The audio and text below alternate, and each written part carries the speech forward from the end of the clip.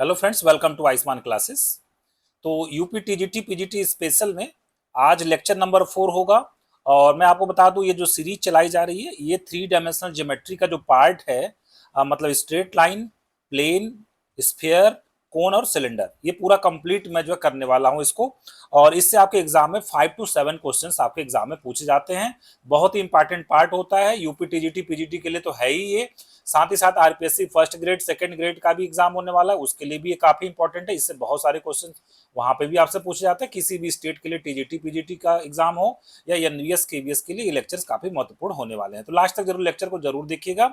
और इसमें मैं आपको एक बात और भी बता दूं कि अगर आपने प्रीवियस 3 लेक्चर्स को नहीं देखा है तो जरूर देखिए, क्योंकि ये जो लेक्चर है पिछले लेक्चर से जुड़ा होगा, पिछले लेक्चर से कॉन्सेप्ट की जरूरत इसमें पड़ेगी। चैनल पे नए हैं तो चैनल को तुरंत सब्सक्राइब कर लीजिए। वीडियो पसंद आएगा तो एक लाइक का बटन दबाना नहीं भूलिएगा। अपने दोस्तों के साथ इसको जरूर शेयर करिएगा। मेरे टेलीग्राम ग्रुप या व्हाट्सएप ग्रुप में जुड़ने के लिए उसका लिंक वीडियो के नीचे डिस्क्रिप्शन बॉक्स में दिया गया, वहां से आप जुड़ सकते हैं। साथ ही साथ टीजीटी पीजीटी से संबंधित कोई भी कोर्स परचेज करने के लिए प्ले स्टोर से आप आयुष्मान क्लासेस ऐप डाउनलोड कर लीजिए। वहां पे आपको आपके स्टेट से संबंधित टीजीटी पीजीटी के कोर्सेज मिल जाएंगे। चलिए स्टार्ट करते हैं आज का लेक्चर। तो अभी तक हम लोग स्ट्रेट लाइन कंप्लीट कर चुके हैं, आज से मैं प्लेन स्टार्ट करने जा रहा हूं।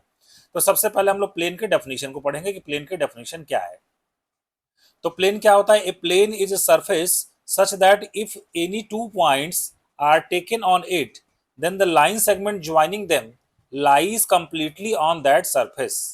इसका मतलब ये हो गया कि कोई भी एक सरफेस अगर हम ले लें, मान लीजिए कोई भी एक सरफेस है और इस पे अगर 2 पॉइंट ले लिया जाए, ठीक है, दो कोई भी 2 पॉइंट कहीं भी ले लें, ठीक है, अगर इसको हम लोग ज्वाइन करवाएं, इसको हमने ज्वाइन करवाया, अगर ये जो लाइन सेगमेंट है कंप्लीटली इस सरफेस पे अगर लाई करता है ना, कंप्लीटली सरफेस पे लाई करता है, तो इस सरफेस को हम लोग क्या बोलने वाले हैं? प्लेन बोलने वाले हैं।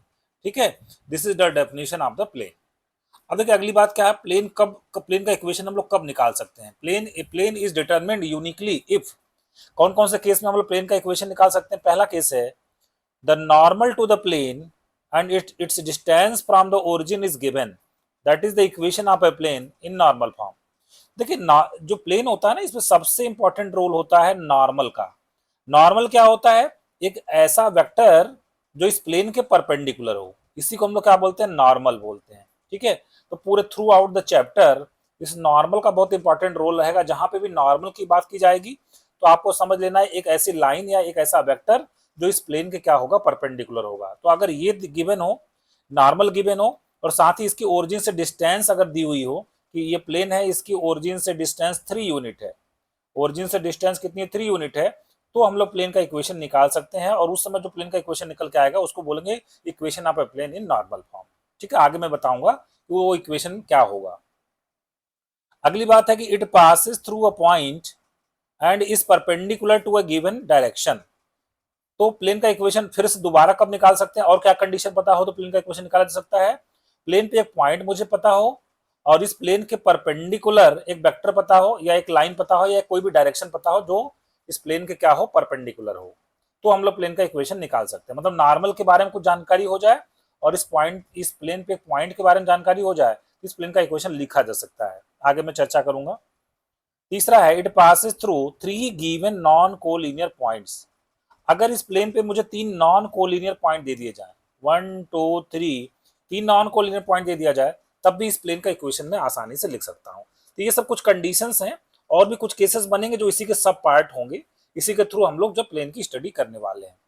तो बढ़ते हैं आगे। तो देखिए सबसे पहला जो हमने लिखा है general equation of a plane, every linear equation of the form ax plus by plus ez plus d is equal to 0 express a plane. The coefficient of x, y, z, that is a, b, c, are the direction ratios of the normal to the plane. कोई भी आपको linear equation x, y, z में दे दिया जाए, जैसे हम कहते हैं कि 2x plus 3y plus 4z plus 6 is equal to 0, तो आपको बताना है कि चूंकि ये लीनियर इक्वेशन है एक्स वाई जेड में, तो निश्चित रूप से ये प्लेन को रिप्रेजेंट करेगा। एक बात तो ये। दूसरी बात यह है कि इसमें जो एक्स वाई जेड का कोफिशिएंट है, जैसे यहाँ पे क्या है 2 है और क्या है 3 है और क्या ये 4 है, तो ये जो प्लेन होगा इसके जो नॉर्मल होंगे, नॉर्मल का मतलब हो गया कि लाइन कह लीजिए या वेक्टर कह लीजिए, इस नॉर्मल के डायरेक्शन रेशियोज होंगे 2 3 4, इस नॉर्मल के क्या हो जाएंगे? डायरेक्शन रेशियोज हो जाएंगे। अब डायरेक्शन रेशियो क्या होता है इसके बारे में अगर आपको अच्छे से जानकारी नहीं, प्रीवियस लेक्चर को आप जरूर देखिए, लेक्चर 1 से आप स्टार्ट करिए, तो आपको डायरेक्शन रेशियोज क्या होता है, डायरेक्शन कोसाइंस क्या होता है, इसके बारे में डिटेल में चर्चा की प्रीवियस लेक्चर में, जरूर देखिएगा, बहुत इंपॉर्टेंट होगा। आगे बढ़ते हैं। कहा जा रहा है कि equation of plane special case क्या है, देखिए equation of a plane passing through the origin, कोई भी प्लेन अगर ओरिजिन से पास होगा तो किस टाइप का होगा वो a x plus b y plus c z, इसमें कांस्टेंट टर्म नहीं होगा, इज इक्वल टू जीरो। मतलब if d is equal to zero then the plane passes through the origin. अभी मैंने आपको ऊपर बताया था कि किसी भी प्लेन का जो जनरल इक्वेशन होता है वो क्या होता है, a x plus b y plus c z plus D is equal to zero.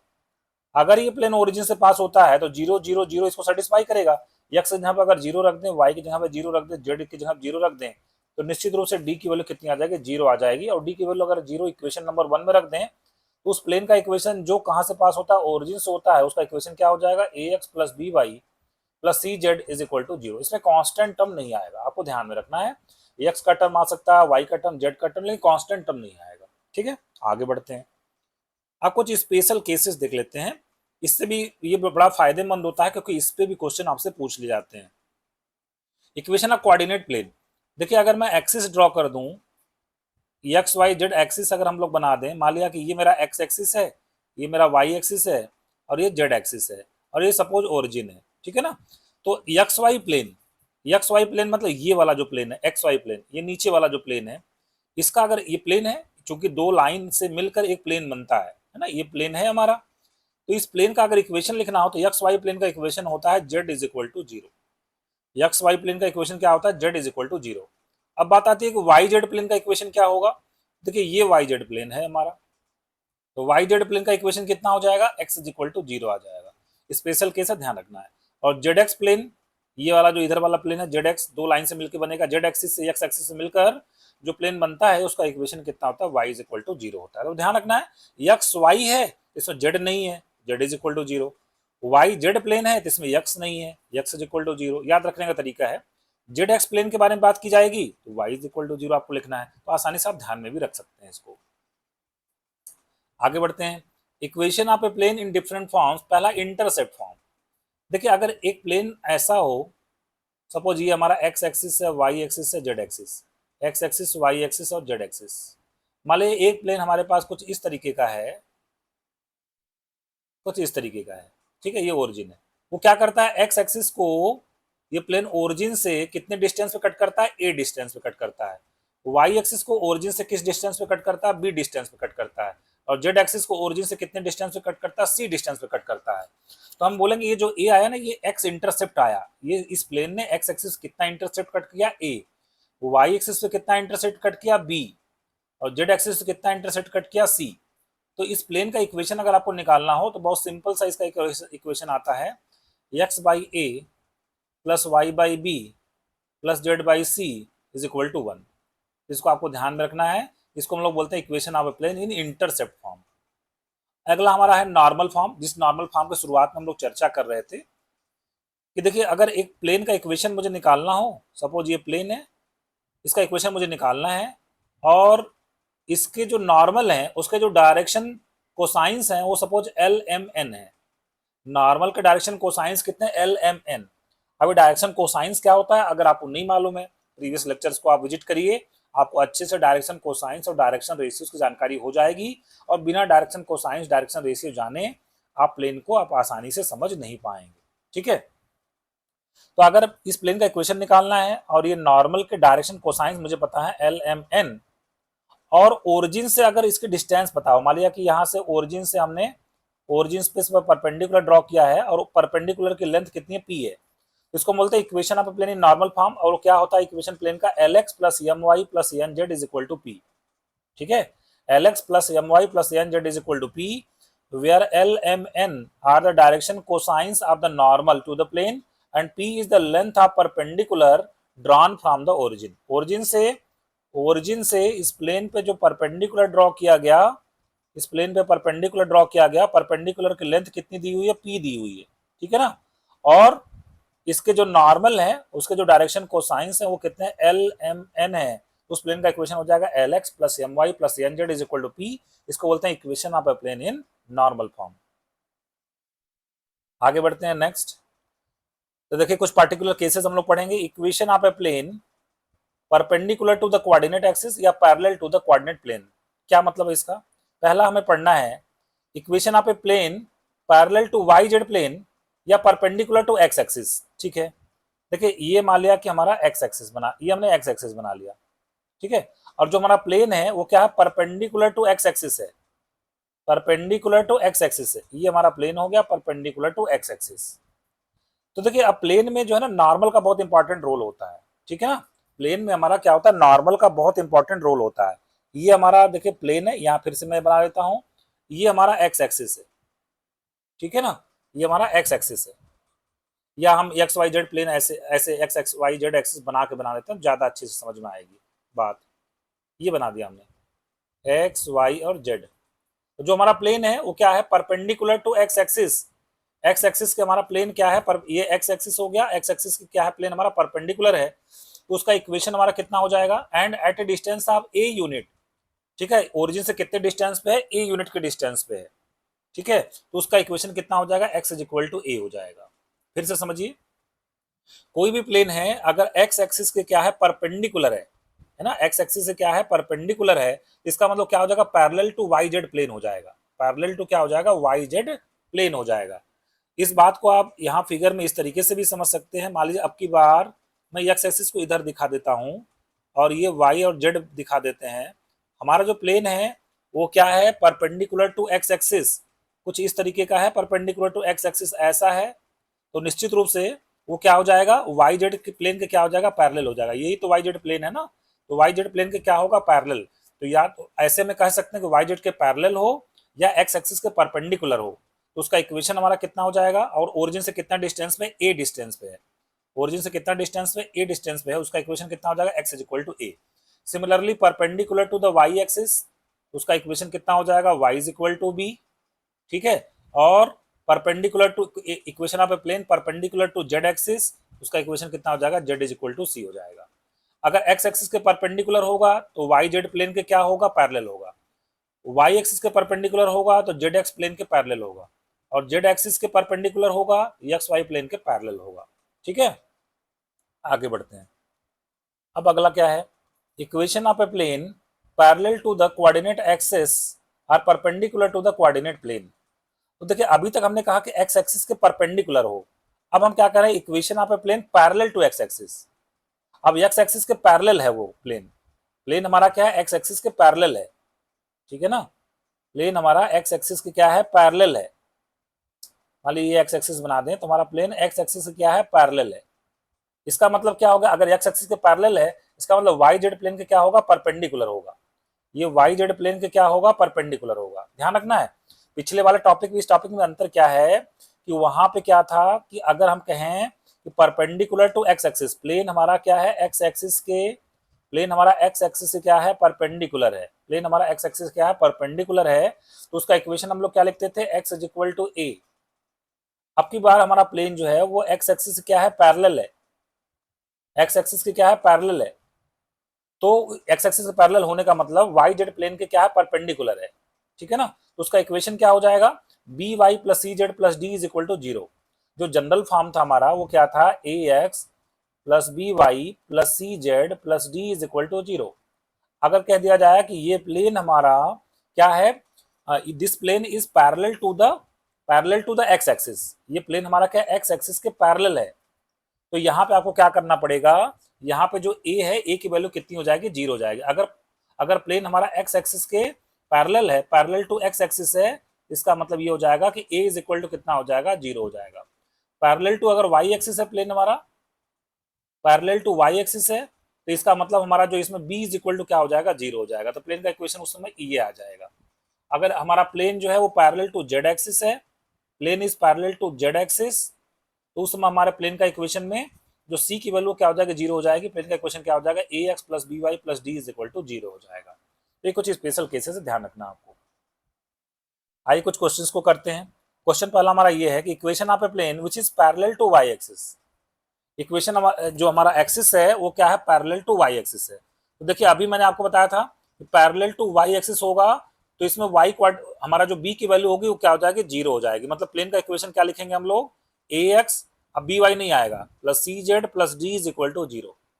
यही से हम लोग शुरू करेंगे। चूंकि प्लेन हमारा क्या है, पैरेलल टू वाई एक्सिस है, तो बी की वैल्यू क्या हो जाएगी, 0 हो जाएगी। प्लेन का इक्वेशन कितना हो जाएगा, a x plus e z plus D is equal to 0। ठीक है। अब ये कहा जा रहा है कि ये इंटरसेप्ट कट करता है कितने यूनिट का, 2 यूनिट का, 3 यूनिट का। कहाँ से, एक्स एक्सिस और जेड एक्सिस से। देखिए अभी इंटरसेप्ट फॉर्म में हमने प्लेन का इक्वेशन आपको कैसे बताया था, x by a plus y by b plus Z by c is equal to 1।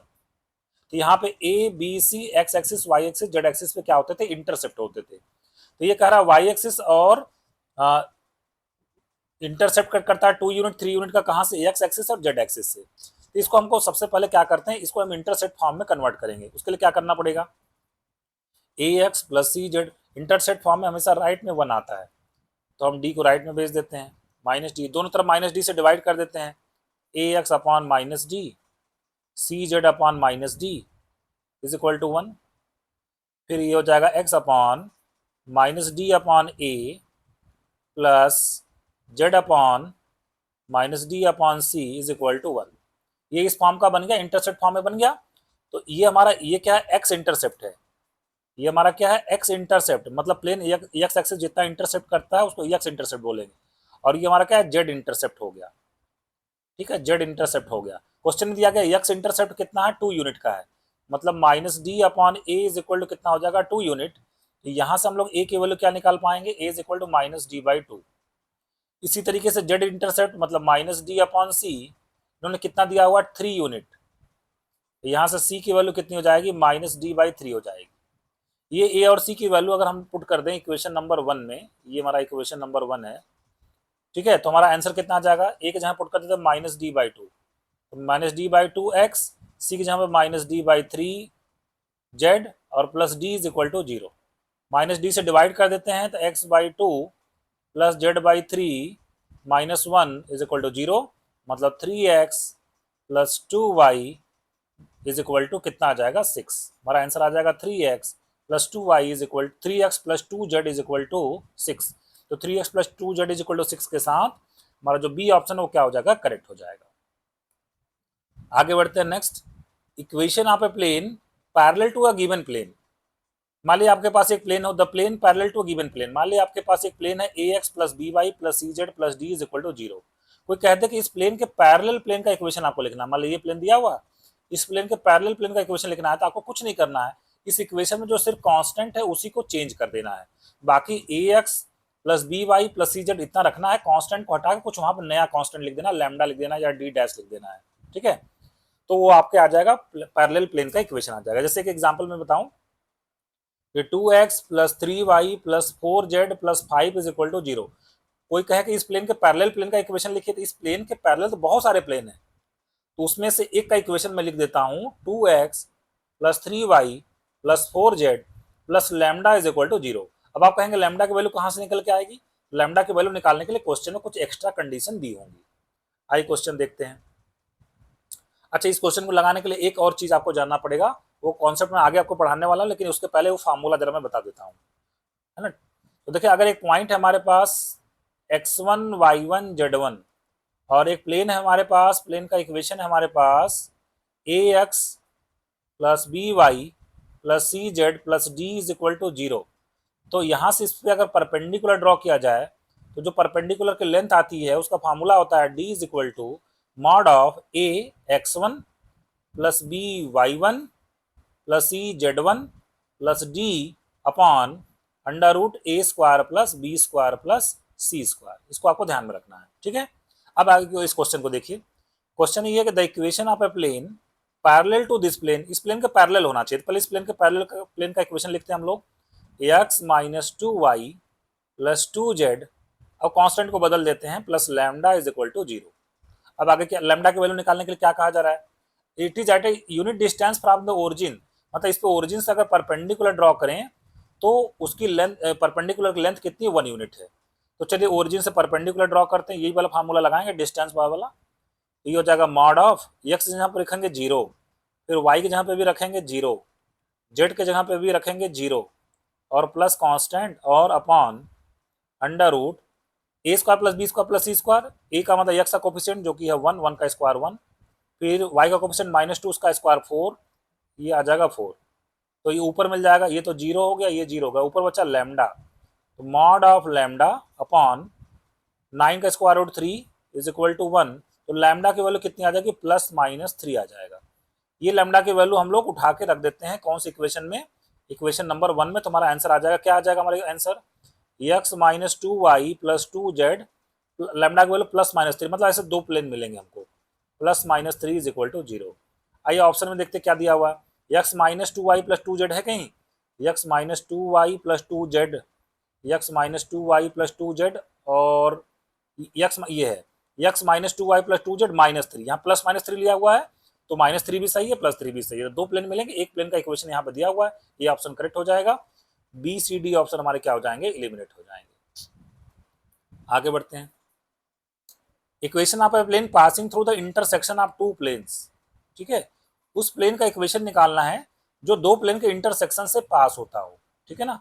मान लिया कि ये प्लेन है आपके पास, एक P1 इज इक्वल टू 0, ये प्लेन है P1 इज इक्वल टू 0, और एक दूसरा प्लेन है आपके पास P2 इज इक्वल टू 0, एक प्लेन है आपके पास P2 इज इक्वल टू 0। इसके इंटरसेक्शन से पास होने वाले प्लेन का आपको क्या बताना है, इक्वेशन बताना है। तो उस प्लेन का इक्वेशन हो जाता है P1 + lambda P2 is equal to 0। उस प्लेन का इक्वेशन क्या हो जाता है, P1 + lambda P2 is equal to 0। मतलब क्या हो गया, मान लीजिए एक आपको प्लेन दिया होगा P1, ठीक है, क्या दिया होगा, A1x + B1y + C1z + D1 is equal to 0। दूसरे प्लेन का इक्वेशन आपको दिया होगा P2 is equal to A2x + B2y + C2z + D2 is equal to 0। इन दोनों प्लेन के इंटरसेक्शन से पास होने वाले प्लेन, इन दोनों के इंटरसेक्शन से बहुत सारे प्लेन पास होंगे, उनका इक्वेशन अगर आपको लिखना है तो ये फार्मूला लगाना पड़ेगा, P1 + lambda P2 is equal to 0।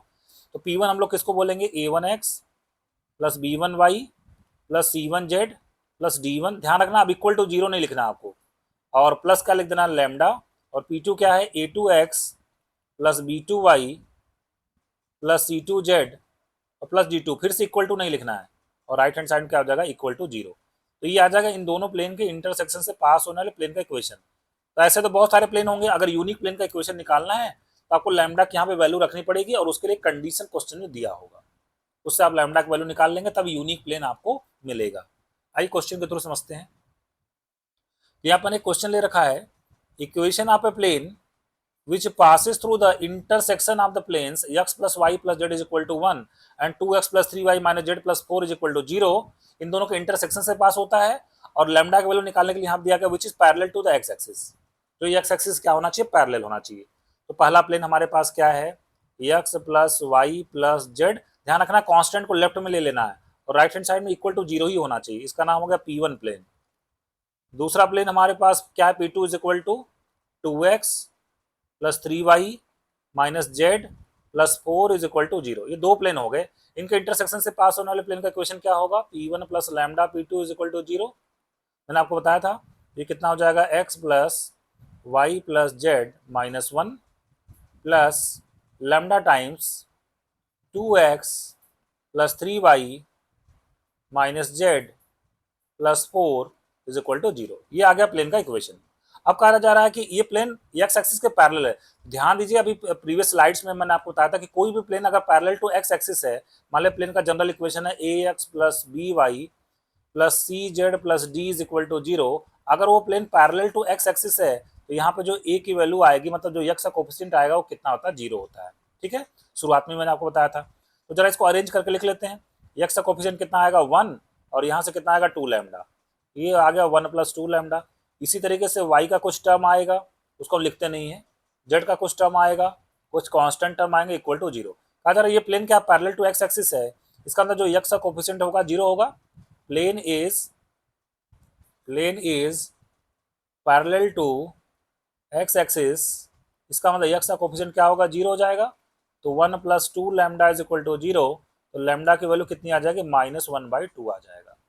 Lambda की वैल्यू -1/2 इक्वेशन नंबर 1 में अगर पुट कर दें तो हमारे पास इक्वेशन आ जाएगा x + y + z -1, और लैम्डा की वैल्यू आपने कितना पुट किया, -1/2, या जाएगा -1/2 हो जाएगा 2x + 3y - z + 4 is equal to 0। यहाँ से मिलेगा 2x minus 2x, 2x cut गया, फिर 2y और माइनस 3y मतलब मिलेगा माइनस y, फिर 2z और प्लस z मतलब कितना हो जाएगा 3z कांस्टेंट, फिर कितना हो जाएगा -2 और यहाँ से कितना हो जाएगा -4 -6 इज इक्वल टू 0। तो क्या मिलेगा हमको y -3z plus 6 is equal to 0। तो इस तरीके से ए ऑप्शन करेक्ट हो जाएगा, बी सी डी ऑप्शन हमारे क्या हो जाएंगे, एलिमिनेट हो जाएंगे। अगला देखिए फार्मूला हमारा क्या, अगला कॉन्सेप्ट क्या है, if the plane x by a plus y by b plus Z by c is equal to 1 cuts the coordinate axis in ABC, then the area of triangle ABC is equal to what? Area of triangle ABC कितना हो जाएगा, delta is equal to half under root a square b square plus b square c square plus c square a square. मतलब क्या हुआ कि अगर कोई भी प्लेन दिया होगा उसको सबसे पहले हम लोग इंटरसेप्ट फॉर्म में कन्वर्ट कर लेंगे। इंटरसेप्ट फॉर्म क्या होता है, इंटरसेप्ट फॉर्म होता है x by a plus y by b plus Z by c is equal to 1। अगर प्लेन इस फॉर्म में आ गया, ठीक है, तो इस ट्रायंगल का एरिया हम लोग आसानी से निकाल सकते हैं।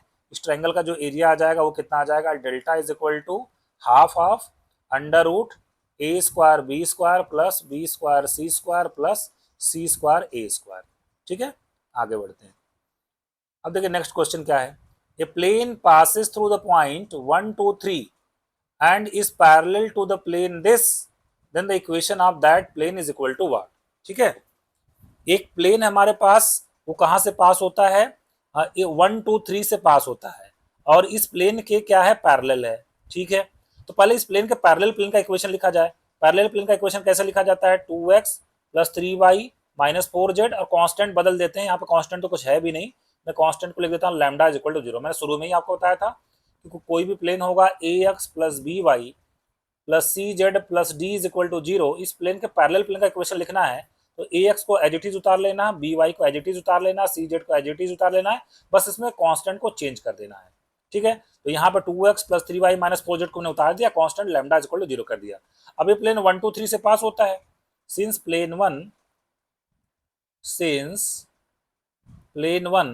passes through, since plane 1 passes through 1 2 3, 1 2 3 इसको सेटिस्फाई करेगा।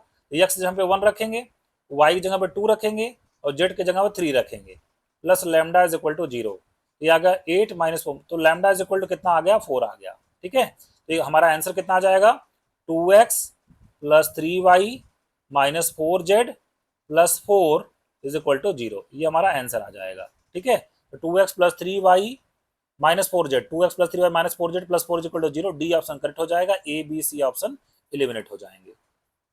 अगला क्वेश्चन हमारा क्या है, the distance of the point 2 3 4 from the plane this is equal to what. अभी मैंने आपको कॉन्सेप्ट सिखाया था कि अगर एक पॉइंट दिया हो x1 y1 z1 और एक प्लेन का इक्वेशन दिया हो, प्लेन का इक्वेशन सपोज दिया आपके पास ax plus by plus cz plus d is equal to 0, तो इस पॉइंट की इस प्लेन से जो परपेंडिकुलर डिस्टेंस आती है वो फार्मूला मैंने आपको क्या बताया था, d is equal to mod लगाना है, a लिखना है, जहाँ पे x है उसको हटा के क्या रख देना है, x1 रख देना है।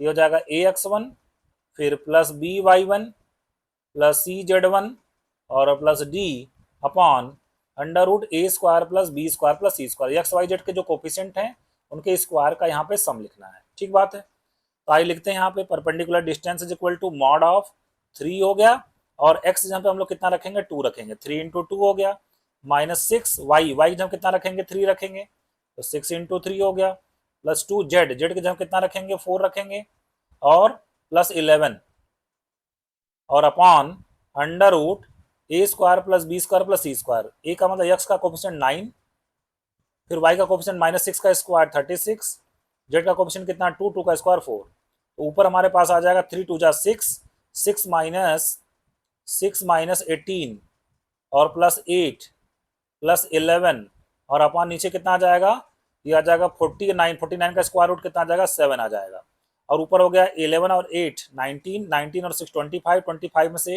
18 गया 7, 7 अपॉन 7, तो हमारा डिस्टेंस कितना आ जाएगा, 1 यूनिट। ए ऑप्शन करेक्ट हो जाएगा, B C D option eliminate हो जाएंगे। अगला क्वेश्चन क्या है, equation of a plane passing through the point of intersection of the planes x plus y plus z is equal to 6 इन दोनों plane के इंटरसेक्शन से पास होने वाले प्लेन का इक्वेशन जो कि 1 1 1 से पास होता है। तो मैं इसका कॉन्सेप्ट आपको बताया था, दो प्लेन के इंटरसेक्शन से पास होने वाले प्लेन का इक्वेशन क्या होता है, P1 plus lambda P2 is equal to 0, और लैम्डा की वैल्यू निकालने के लिए दिया गया कि ये प्लेन 1 1 1 से पास होता है। इसको मैं एज ए होमवर्क आपको देता हूँ, आपको कमेंट बॉक्स में इसका आंसर बताना है कि इस क्वेश्चन का आंसर आपको क्या मिला। ठीक है, आगे बढ़ते हैं। नेक्स्ट क्वेश्चन क्या है हमारा, if the plane x plus a y plus z is equal to 5 cuts equal segment, segment भी कहा जाता है, इसी को इंटरसेप्ट भी बोला जाता है। ठीक है, cuts equal intercepts from the axis then the value of a is equal to what. मतलब ये जो प्लेन है इसको हमको क्या करना पड़ेगा, इंटरसेप्ट फॉर्म में बदलना पड़ेगा। इंटरसेप्ट फॉर्म में प्लेन का इक्वेशन क्या होता है, x by a plus y by b plus Z by c is equal to 1। ठीक है ना, चलिए उसमें बदलते हैं। तो ये हो गया x plus a y plus z is equal to 5, चूंकि राइट हैंड साइड में 1 लाना है 5 से डिवाइड कर देते हैं, तो x by 5 plus a y by 5 plus Z by 5 is equal to 1।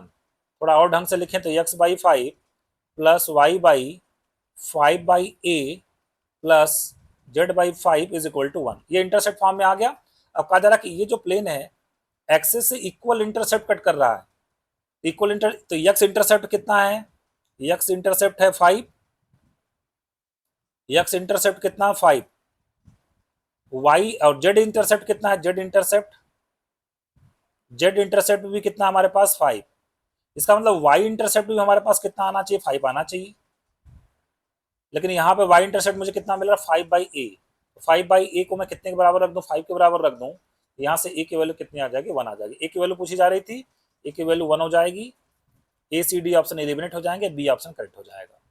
आगे बढ़ते हैं नेक्स्ट क्वेश्चन की तरफ। कहा जा रहा है if the plane this is parallel to the line this then the value of a is equal to what. पूछा जा रहा है ए की वैल्यू क्या होगी। अब देखिए फिर ध्यान से समझिएगा, मैंने आपको बताया था प्लेन में नॉर्मल का बड़ा इंपॉर्टेंट रोल होता है। मान लीजिए प्लेन मैंने बना दिया, तो नॉर्मल तो इससे क्या होगा, परपेंडिकुलर होगा, ये नॉर्मल हो गया, ये हमारा क्या हो गया, नॉर्मल हो गया। नॉर्मल का डायरेक्शन रेशियोज कितने हो गए, 2 -1 1। एक्स वाई जेड का कोफिशिएंट जो प्लेन में होता है वो नॉर्मल के डायरेक्शन रेशियोज होते हैं। इसका डायरेक्शन रेशियोज कितने हो गए, 2 -1 और 1। अब कहा जा रहा है ये प्लेन जो है, this plane is parallel to this line, इस लाइन के क्या है, पैरेलल है। मतलब ये ऐसे लाइन हमारी कैसे होगी, ऐसे ही तो होगी, लाइन प्लेन के पैरेलल है, लाइन ऐसे होगी। ठीक है, तो इसका मतलब ये हमारी लाइन हो गई। और लाइन को थोड़ा ढंग से लिख लें, लाइन का इक्वेशन क्या होता है आपको पता है, लाइन का इक्वेशन प्रीवियस लेक्चर्स में मैंने आपको बताया था, उसका स्टैंडर्ड फॉर्म क्या होता है, x minus x1 upon a is equal to y minus y1 upon b is equal to z minus z1 upon c. तो देखिए यहाँ पे x y z का कोफिशिएंट 1 होना चाहिए, फिलहाल 1 नहीं है, यहाँ पर 2 है, 2 कॉमन कर लेते हैं, x माइनस 1/2, और जो 2 आया था उसको नीचे भेज दें, या 2 कट गया, यहाँ पे 1 आ गया। फिर यहाँ पे भी y का कोफिशिएंट 1 नहीं है तो माइनस कॉमन कर लेते हैं, तो y माइनस 2 अपॉन -2, और यहाँ पे तो ठीक है z प्लस 1 अपॉन ए। इस लाइन के जो डायरेक्शन रेशियोज हैं वो कितने आ गए, 1 -2 और a। इस लाइन के जो डायरेक्शन रेशियोज हैं वो कितने आ गए, 1 -2 और a। कहा जा रहा है कि अगर ये लाइन इस प्लेन के पैरेलल है, लाइन प्लेन के पैरेलल होने का मतलब लाइन और नॉर्मल परपेंडिकुलर होंगे, लाइन और नॉर्मल एक दूसरे क्या होंगे, परपेंडिकुलर होंगे। तो अगर दो लाइन परपेंडिकुलर होती है तो मैंने उसके डायरेक्शन रेशियो में क्या रिलेशन बताया था प्रीवियस लेक्चर्स में, a1 a2 plus b1 b2 plus c1 c2 is equal to 0। तो क्या मिल जाएगा, 2 इंटू 1 मतलब 2, -1 इंटू -2 मतलब +2, और +1 इंटू ए मतलब a इज इक्वल टू 0। तो यहाँ से a की वैल्यू कितनी आ जाएगी, -4 आ जाएगी। आपसे पूछा जाएगा तो what is the value of a is equal to -4 आ जाएगा, बी ऑप्शन करेक्ट हो जाएगा, A C D option eliminate हो जाएंगे। बढ़ते हैं नेक्स्ट क्वेश्चन की तरफ। कहा जा रहा है let this line lie on the plane, एक प्लेन है, इस प्लेन पे ये वाली लाइन लाई करती है, तो पूछा जा रहा है कि अल्फा बीटा की वैल्यू क्या होगी। देखिए यहाँ पे फिगर फिर से बनाते हैं, एक प्लेन है, ठीक है, एक प्लेन है, प्लेन के नॉर्मल जो है उसका डायरेक्शन रेशियोज कितने हैं, 1 3 और माइनस अल्फा। ये हो गया सपोज नॉर्मल, इसका डायरेक्शन रेशियोज, नॉर्मल का बहुत इंपॉर्टेंट रोल होता है प्लेन में, ध्यान रखना है। नॉर्मल प्लेन के क्या होता है, परपेंडिकुलर होता है। नॉर्मल के डायरेक्शन रेशियोज कितने हैं, 1 3 और minus alpha. X y z का जो कोफिशिएंट होगा वो जो नॉर्मल का डायरेक्शन रेशियो होता है वो कितना होगा, 1 3 माइनस अल्फा। अब कह रहा है ये लाइन जो है वो प्लेन पे लाई करती है, मान ली ये लाइन का फिगर मैंने बना दिया, ये लाइन है, ठीक है। अब देखिए इस लाइन पे एक पॉइंट का कोऑर्डिनेट आपको पता है, कितना पता है, 2 1 और -2। लाइन का इक्वेशन स्टैंडर्ड फॉर्म में क्या होता है, x minus x one upon a is equal to y minus y one upon b is equal to z minus z one upon c. ठीक है ना। तो ये x1 y1 z1 उस लाइन पे एक पॉइंट का कोऑर्डिनेट होता है। तो इस लाइन पे एक पॉइंट कोऑर्डिनेट आपको दिया हुआ, कितना दिया हुआ है, 2 1 और -2, 2 1 और -2। तो ये पॉइंट जो है ये लाइन पे लाई करता है और लाइन प्लेन पे लाई करता है। इसका मतलब ये पॉइंट है ये भी प्लेन पे लाई करता है। 2 since 2 1 -2 lies on plane, lies on plane. कौन सा प्लेन है, प्लेन का इक्वेशन क्या है, x plus 3y minus alpha z plus beta is equal to 0।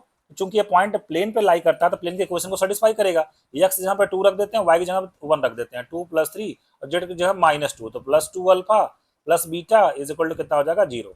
यहाँ से हमें मिल गया 2 alpha plus beta is equal to -5, ये मिल गया हमें। ठीक। दूसरी बात, अब देखिए ये लाइन इस प्लेन पे लाई करता है, इसका मतलब ये लाइन और नॉर्मल एक दूसरे के क्या होंगे, परपेंडिकुलर होंगे। ठीक है ना। लाइन और normal, line L, line L, line L and normal will be perpendicular, will be perpendicular. अगर परपेंडिकुलर हैं तो इनके डायरेक्शन रेशियोज का जो प्रोडक्ट होगा वो 0 होगा। मतलब a1 a2 plus b1 b2 plus c1 c2 is equal to 0।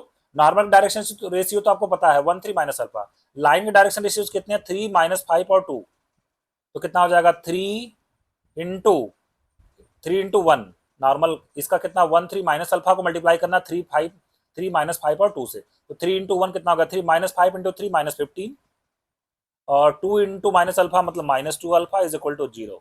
ये हो जाएगा 3 -15 -12, 2 alpha is equal to -12, alpha is equal to कितना हो जाएगा -6, अल्फा इज इक्वल टू कितना हो जाएगा -6 और यहाँ अल्फा इज इक्वल टू -6 इसमें रख दें तो -12 plus beta is equal to -5, तो बीटा की वैल्यू आ जाएगी 12 - 5 इज इक्वल टू 7। तो alpha is equal to -6, beta is equal to 7, -6 7 हमारा आंसर आ जाएगा। बी ऑप्शन करेक्ट हो जाएगा, ए सी डी ऑप्शन क्या हो जाएंगे, एलिमिनेट हो जाएंगे। बढ़ते नेक्स्ट क्वेश्चन की तरफ। कहा if this plane is parallel to the line this, ये जो प्लेन है वो इस लाइन के पैरेलल है। ठीक है ना। इसका मतलब इसका जो नॉर्मल होगा प्लेन, ये लाइन जो लाइन गिवन लाइन है, मान लो उसको मैं लाइन एल लिख देता हूं, और जो हमारा नॉर्मल है, नॉर्मल हमारा है, नॉर्मल के डायरेक्शन रेशियोज कितने हो जाएंगे, 3 1 और 2, एक्स वाई जेड के कोफिशिएंट, ये हमारा नॉर्मल है, नॉर्मल है। नॉर्मल के डायरेक्शन रेशियोज कितने हो जाएंगे, 3 1 और 2 हो जाएगा, 3 1 और 2 हो जाएगा। ठीक। और ये दोनों लाइन के, तो हमारा लाइन कहा जा रहा है कि लाइन प्लेन के पैरेलल है, इसका मतलब लाइन और नॉर्मल एक दूसरे क्या होंगे, परपेंडिकुलर होंगे। तो आपसे पूछा जा रहा है कि value of 3a + 3b is equal to what. ठीक बात है। ठीक है। If the plane this is parallel to the this line, okay ठीक है। तो देखिए हम लोग करेंगे क्या, यहाँ से हम लोग क्या करने वाले हैं कि जो नॉर्मल है इस प्लेन जो नॉर्मल है, नॉर्मल के डायरेक्शन रेशियो 3 1 और 2 है, और लाइन को हम लोग थोड़ा स्टैंडर्ड फॉर्म में लिख लें। तो यहाँ से 3 को कॉमन कर लेते हैं, तो कितना हो जाएगा x - 1/3 और डिवाइडेड बाई कितना हो जाएगा 2b/3। ठीक है ना, 2b/3, 3 कॉमन कर लिया था। और यहाँ पे कितना हो जाएगा y - 3 अपॉन कितना हो जाएगा -1 हो जाएगा, y - 3 अपॉन कितना हो जाएगा -1 हो जाएगा। ठीक है, -1 और z - 1 अपॉन a। तो लाइन के डायरेक्शन रेशियोज कितने मिल गए, 2b/3 -1 और a। लाइन और नॉर्मल एक दूसरे के परपेंडिकुलर हैं, तो कौन सा रिलेशन हम लोग लिखेंगे, a1 a2 plus b1 b2 plus c1 c2 is equal to 0। तो यहाँ पर 3 इंटू यहाँ से 2b/3, फिर वहाँ से 1 इंटू -1, फिर वहाँ से 2 और यहाँ से a, 2 इंटू a बराबर 0। ये 3 3 कट जाएगा, हमें मिलेगा 2a plus 2b is equal to 1 मिलेगा। 2 से डिवाइड कर देते हैं तो a plus b is equal to मिलेगा 1/2। और हमें किसकी वैल्यू निकालनी है, 3a प्लस 3b की वैल्यू निकालनी है। 3 से मल्टीप्लाई कर देते हैं तो 3a plus 3b is equal to कितना मिल जाएगा, 3/2 मिल जाएगा। तो कौन सा ऑप्शन करेक्ट हो जाएगा, बी ऑप्शन करेक्ट हो जाएगा, ए सी डी ऑप्शन क्या हो जाएंगे, एलिमिनेट हो जाएंगे। बढ़ते हैं आज के लास्ट क्वेश्चन की तरफ। आज का हमारा अंतिम क्वेश्चन है, the line this lies in the plane 4x + 4y - kz + d is equal to 0 then the value of k and d is equal to what. ऐसा क्वेश्चन मैंने आपको करवाया अभी, देखिए बहुत सिंपल है, थोड़ा सा मैं समझा देता हूँ आपको। ये लाइन इस प्लेन पे, the line this lies in the plane, ये प्लेन पहले बना लेते हैं, ये लाइन इसी पे लाई करती है, ठीक है, लाइन इसी पे लाई करती है। लाइन पे एक पॉइंट का कोऑर्डिनेट आपको पता है, लाइन पे एक पॉइंट कौन सा ले सकते हैं हम लोग, 3, 4 और 5। 3, 4, 5 इस लाइन पे लाई करता है, इसका मतलब कि 3, 4, 5 प्लेन पे भी लाई करेगा, तो 3, 4, 5 प्लेन को सेटिस्फाई करेगा। प्लेन का इक्वेशन कितना है, 4x plus 4y minus k z minus d is equal to 0।